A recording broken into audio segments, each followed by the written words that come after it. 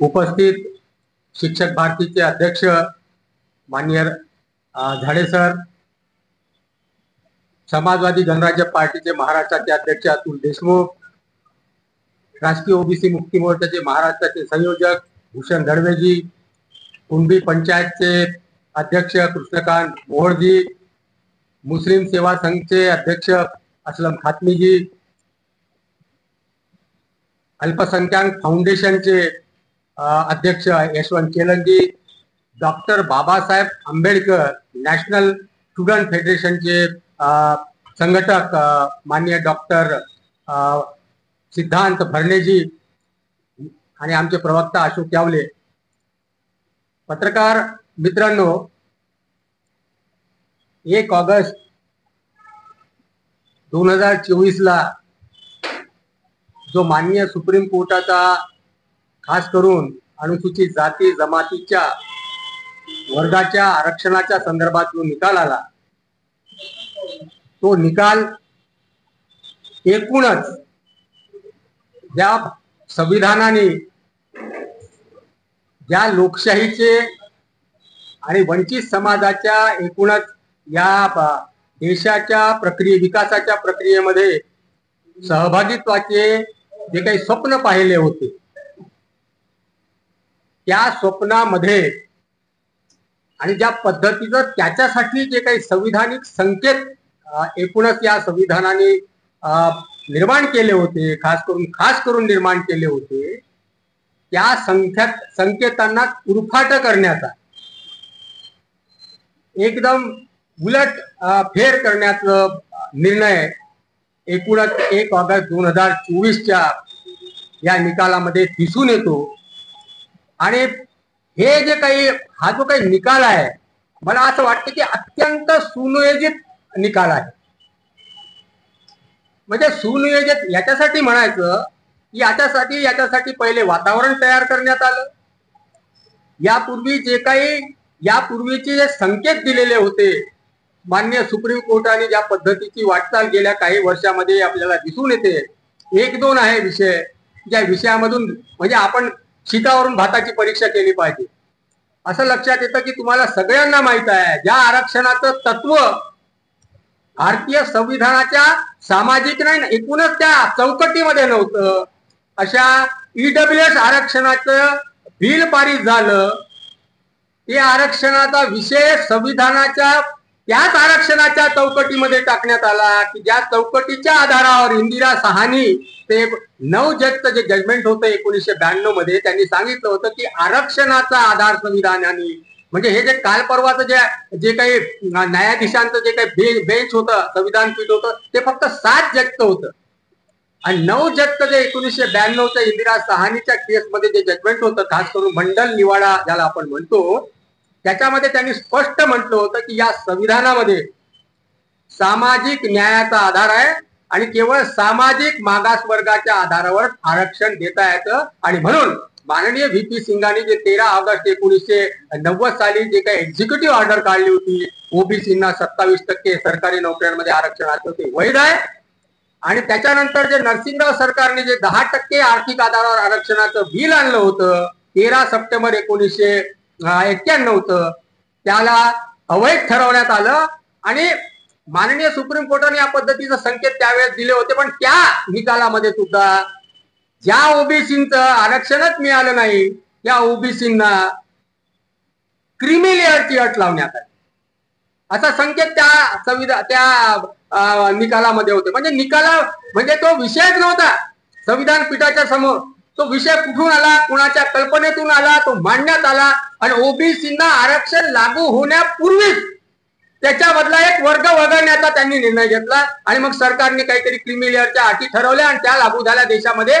त्या पद्धतीनं ओबीसींना आरक्षण, म्हणजे ओबीसी मधला एक वर्ग त्यांनी काढून टाकला. म्हणजे जो सक्षम आहे, जो खरं म्हणजे वरच्या पदासाठी आणि त्या पदासाठी एक सक्षम समाजामधला जो व्यक्ती होता, त्या व्यक्तीला त्या प्रक्रियेतून बाद केलं, हे एक संकेत. आणि त्याच्यानंतर मग तुम्हाला ईडब्ल्यूएसच्या आरक्षणाचा संकेत असो, की गेल्या काही वर्षापासून खास करून अनुसूचित जाती आणि जमातीच्या पदोन्नतीच्या आरक्षणाचे संकेत आहेत संविधानामध्ये 16(4)अ अंतर्गत. असं असताना सुद्धा, निर्णय झाला असताना सुद्धा तो निर्णय लागूच झाला नाही अजून. काही वर्षापासून स्थगित आहे तो. आणि त्या लक्षात ठेवा, का स्थगित ठेवण्यात आला असेल? कदाचित या निर्णयाची वाट पाहत असतील. स्थगित ठेवलाय आणि अत्यंत जे वरची पद आहेत त्या वरच्या पदापर्यंत पोहोचण्यासाठीच पदोन्नती आहे ना, ती रोखण्यात आली, ती थांबवण्यात आली. आणि आता हा निकाल आला, याच्या दरम्यान एक घटना घडलेली आहे. ते सगळे याचे रिहर्सल करत होते. याच्या पूर्वी 2 ऑक्टोबर 2017ला या सरकारने एक जस्टिस रोहिणी कमिशन बसवलं आहे. आणि ते जस्टिस रोहिणी कमिशन कशासाठी बसवलेलं आहे की भारताच्या संविधानाचा आर्टिकल 340 आहे, त्याच्या अंतर्गत ओबीसीचे उपवर्ग बनवायचे. म्हणजे ओबीसीना आरक्षण 1992 पासून लागू झालं, महाराष्ट्रात 1994 पासून लागू झालं. त्याच्यात क्रिमी लेअर तयार व्हायला हा माहित नाही, अभ्यास झाला नाही, तथ्य नाही, काही नाही. आणि त्याच्यातला क्रिमी लेअर वगळण्यात आला. आणि त्याच्यानंतर तो लागू करत असताना प्रचंड बॅकलॉग आहे. केंद्र सरकारच्या नोकरीमध्ये अजूनही 10% बॅकलॉग आहे ओबीसीचा, आणि राज्य सरकारच्या नोकरीमध्ये 10% नोकरी अजून बॅकलॉग असताना सुद्धा या क्रिमी लेअर मध्ये, या ओबीसी मध्ये उपवर्ग बनवण्यासाठी जस्टिस रोहिणी कमिशन बसवलं. 2017 पासून तयार आयोगाचा रिपोर्ट, वर्गवारी तयार झालेली आहे, लागू करता येत नाही. इलेक्शन आहे, कदाचित ओबीसी समाज एक संघटित होऊन विरोध करेल या सगळ्या प्रक्रियेचा. आणि म्हणून वाट पाहत बसले. आणि मग सोनाराच्या हाताने कान टोचले पाहिजे. पाहावा, माननीय सुप्रीम कोर्टाचा हा 1 ऑगस्ट 2024चा जो निकाल आहे, या निकालापूर्वी 5 जजच्या सुप्रीम कोर्टाच्या, याच सुप्रीम कोर्टाच्या व्याप्तीत न्यायपीठाने निकाल दिला होता की अनुसूचित जाती आणि जमातीचा जो गट आहे, वर्ग आहे, जो संविधानाच्या 15(4), 16(4) मध्ये किंवा 341 आणि 342 या अनुच्छेदामध्ये जे वर्णित आहे, तो होमोजिनियस आहे. आणि होमोजिनियस आहे, आणि याचा जो इन्क्लुजन आणि एक्सक्लुजनचा अधिकार हा केवळ माननीय राष्ट्रपतीकडे आहे, महामहिम राष्ट्रपतीकडे आहे. आणि त्याच्यावर संसदेचा मोहर आवश्यक असताना सुद्धा या सगळ्या संकेतांना बाजूला ठेवत, या सगळ्या बाजूला ठेवत हा निकाला आला. 1 ऑगस्ट 2024चा हा जो निकाल आला, या सगळ्या निकालाचा याचा अर्थ असा आहे की ही तयारी चालू होती. आणि या निकालामध्ये काय म्हणतात त्यांनी, एक विषयच नव्हता. जसा इंदिरा सहानीच्या केसमध्ये विषय नव्हता क्रिमी लेअरचा, या केसमध्ये सुद्धा विषय नव्हता क्रिमी लेअरचा. याचा अर्थ असा होता की आम्ही सगळे आधी तयारी केलेली आहे, सगळी बाहेर तयारी झालेली आहे. समाजामध्ये काही समाजाला असं म्हटलेलं आहे की तुमचं आरक्षण तुम्हाला मिळत नाही, तर दुसरा समाज, तुमच्या वर्गातला समाज काहीतरी घेतोय म्हणून तुम्ही लढा. काही राजकीय पक्षांनी तयारी केली, एक वातावरण एकूण तयार झालं. आणि ह्या वातावरणामध्ये अचानक हा निकाल आला. 5 न्यायाधीशाच्या अनुसूचित जाती आणि जमातीचा जो वर्ग आहे तो होमोजिनियस आहे, एकच जिनसी आहे. अनुसूचित जातीला अनटचेबिलिटीच्या आधारावर, आदिवासी समाजाला, अनुसूचित जमातीला ट्राईबच्या आधारावर आरक्षण मिळतं. हा होमोजिनियस आहे, म्हणजे हा एक जिन्सी आहे. आणि याच्यावर फक्त राष्ट्रपती किंवा संसदेच्या आधारावर त्याच्यामध्ये फेरबदल करता येतो, म्हणजे जाती सूचीमध्ये. या निकालाने काय केलं, या सगळ्या आधारांना एकदम कशाच्या आधारावर तपासलं, कोणता डाटा होता. ईडब्ल्यूएस आरक्षणाच्या वेळेस कोणता डाटा सादर केला त्यांनी, की कोणतं असं आहे असं वाटतं की ते मागास आहेत आणि त्याच्यामुळे ते वंचित होत आहेत त्या सगळ्या पदांपर्यंत पोहोचण्यासाठी. कोणता डाटा होता, काही डाटा नव्हता. ओबीसीच्या क्रिमिनल लावण्यासाठी त्यांच्याजवळ कोणता डाटा नव्हता. आणि आता हा जो निकाल आला त्याच्यामध्ये हे जे उपवर्ग बनवण्यामध्ये जे काही ज्या पद्धतीचं त्यांचे, तुम्ही वाचा ती केस, त्या केसचं एक जर वाक्य पडताळणी केलं म्हटलं तर असं वाटतं कशाच्या आधारावर हे बोलतायत न्यायाधीश, कोणता अभ्यास केला. आणि आमचे सहकारी मित्रांनी सांगितलं, सस्य विवेक बुद्धी ही त्या व्यक्तीची असते, त्याचं स्वतःचं मत असतं सस्य विवेक बुद्धीचं, परंतु विवेक जो असतो तो सार्वजनिक असतो. दोनच आधारावर न्याय दिला जातो. एक असतो कायद्याच्या आधारावर, संविधानाच्या आधारावर, आणि दुसरा असतो हे जर कायद्याच्या आधार नसेल तर त्याच्या विवेक एक काय सार्वजनिक मूल्य आहे त्याच्या आधारावर न्याय देण्यात येतो. सगळे संविधानामध्ये संकेत स्पष्ट असताना सुद्धा अनुसूचित जाती जमातीमध्ये उपवर्ग करून त्याच्यामध्ये तोडफोड, आणि त्यांनी काय म्हटलं, इक्वॅलिटी बिफोर इक्वल हा प्रिन्सिपल. हे प्रिन्सिपल म्हणजे समानतेमध्ये असमानता नाही, म्हणे असमानतेमध्ये जर समानता शोधायची असेल तर जो असमान असतो त्याच्यावर अन्याय होतो. याच्यामध्ये ते तत्व लागू केलं. कशामध्ये? आपसात. अरे याच्यात कोण असमान आहे? ते सगळे अनुसूचित जातीचे आहेत, ते सगळे ट्राईबचे आहेत. समानांमध्ये असमानता शोधली त्यांनी. आणि कशाच्या आधारावर शोधली? काय अभ्यास होता तुमच्याकडे? कोणता डाटा मांडला? देशातल्या सगळ्या उच्च पदांवर तुम्ही सुप्रीम कोर्टाचे न्यायाधीश घ्या, हायकोर्टाचे न्यायाधीश घ्या, सगळे मंत्रालयाचे सेक्रेटरी घ्या. मी हे का म्हणतो? उच्च पद आणि सर्वोच्च पद आहेत, आणि कशाला? विद्यापीठाचे प्रोफेसरचे पद घ्या. या पदावर अनुसूचित जाती जमाती आणि ओबीसीचे किती प्रमाण आहे? आरक्षण असून सुद्धा किती प्रमाण आहे? न्यायालयात तर आरक्षण नाही आहे, परंतु न्यायालयात काय होतं? त्याच न्यायाधीशाने एका न्यायाधीशाने म्हटलं की अनुसूचित जाती आणि जमातीचं आरक्षण हे फक्त एका पिढीपुरतं लागू झालं पाहिजे असं म्हणतो त्यांनी. तुमच्या पिढ्या वंशाच्या माध्यमातून वंश परंपरा चालू आहे. चंद्रपूर चंद्रचूड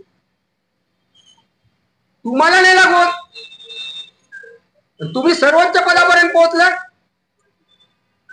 आणि आमचा माणूस आता किती काय कोणती पिढी असेल? मला वाटतं तिसरी पिढी असेल.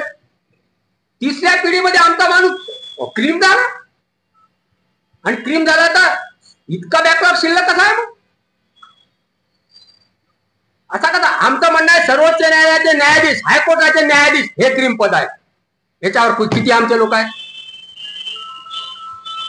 आणि या निकालामध्ये काही इतके भयंकर आहेत. त्याच्यामध्ये त्यांनी म्हटलं की हे प्रतिनिधित्व जे आहे, मागासवर्गीयांचं प्रतिनिधित्व आहे किंवा प्रतिनिधित्व पदांवरचं हे प्रतिनिधित्व हे प्रभावी असलं पाहिजे. आणि मागासवर्गीयांचं प्रतिनिधित्व हे प्रभावी नाही आहे, केवळ संख्यात्मक दिसतं. म्हणजे काय? म्हणजे अनुसूचित जाती जमाती ओबीसीचे जे काही पद आहेत आणि त्याच्यावरचे असलेले जे काही व्यक्ती आहेत ते प्रभावी नाही. आणि म्हणून संकेत दिला की म्हणून पदोन्नतीमध्ये आरक्षण रोखल्या जाऊ शकतं. हे माननीय चीफ जस्टिसचं वाक्य आहे, असं म्हटलं त्यांनी. बापरे, केवढा भयंकर संकेत आहे हा. आमच्या जजनी काय, एका जजनी काय उत्तर दिलं की जो चपरासी असतो तो सामाजिक दृष्ट्या मागासलेला असतो, त्याच्या संदर्भात भेदभाव होऊ शकतो. परंतु वरच्या पदामधल्या जो व्यक्ती आहे अनुसूचित जाती जमातीचा त्याच्याशी भेदभाव होऊ शकत नाही, आणि त्याचा भेदभाव पाहायला नाही. म्हणजे संकेत काय आहे? ऍट्रॉसिटी कायदा रद्द करण्याचा संकेत आहे का तुमचा? कुठे चालले? काय डायरेक्शन? पदोन्नतीच्या आरक्षणापर्यंत रोखण्यासाठी डायरेक्शन चालवलं आहे. आणि हे असं म्हणजे अनुसूचित जाती जमातीचा व्यक्ती वरच्या पदावर गेला तर सामाजिक दृष्ट्या आणि शैक्षणिक अत्यंत उच्च होतो, तो या प्रक्रियेच्या बाहेर होतो. आणि त्यासोबत एक सांगायचं की फक्त एका पिढीसाठी लागू झालं पाहिजे सोबत जोडून, हे काय? आणि हे इथपर्यंत थांबणार नाही आहे, हे राजकीय आरक्षणापर्यंत ओढले जाणार आहे. कारण की याचे मुद्दे घेऊन राजकीय आरक्षणाच्या विरोधामध्ये सुद्धा पियायला लागणार आहे. काय नागपूरमध्ये ग्रामीण भागामध्ये आता रामटेकचं घ्या, अनुसूचित जमातीसाठी आरक्षित जागा आहे. बौद्धांचं किती प्रमाण आहे तिथे? 13% आहे. एकूण अनुसूचित जातीचं प्रमाण किती आहे तिथे? 17% आहे. कोण निवडून आलं? आणि सांगितलं की काही जातींनी आरक्षणाचा जास्त लाभ घेतला. कशाच्या आधारावर म्हटलं तुम्ही? कोणता डाटा मांडला तुम्ही? बिना डाटाने तथ्यहीन, आपण ज्याला म्हणतो ना कक्षासाठी डाटा लागतो. कोणता डाटा मांडला, कोणता सर्वे मांडला? जाती जनगणनेचा सर्वेची मागणी गेल्या काही वर्षापासून केल्या जातात.